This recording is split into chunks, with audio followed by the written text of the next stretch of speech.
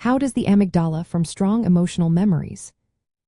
Imagine your brain as a busy city, with different neighborhoods working together to store your experiences. One of the most important areas for emotional memories is the amygdala.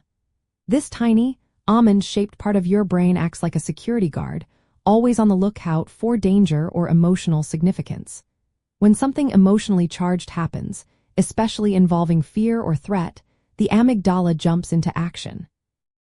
It detects the event and signals the rest of the brain that this moment is important. Once activated, the amygdala releases stress hormones like adrenaline and cortisol into your bloodstream.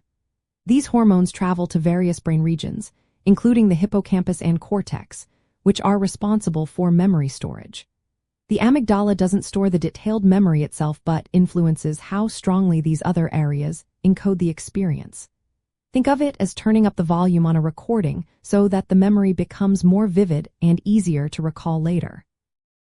The amygdala also helps with memory consolidation, which is the process of turning short-term memories into long-term ones. It does this by promoting neural plasticity, meaning it helps strengthen the connections between neurons.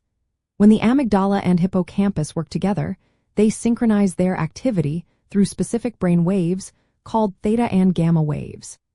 This synchronization makes the emotional memory more durable and accessible. Attention plays a key role here too. The amygdala automatically directs your focus toward emotionally relevant or threatening stimuli.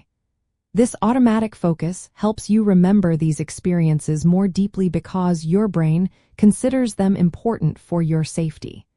That is why people often remember frightening or anxiety-provoking events more clearly than neutral ones. Understanding how the amygdala forms strong emotional memories is especially helpful when dealing with fears and anxieties. Since the amygdala boosts memory for fear-related experiences, repeated exposure to feared objects or situations can reinforce these memories, making anxiety worse.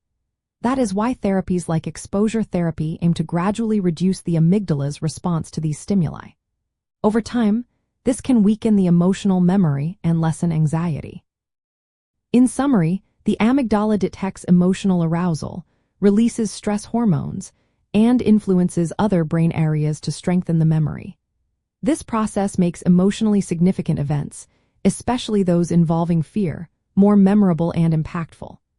Knowing this helps us understand why some memories stick with us and how we can work to change the way our brain responds to fear.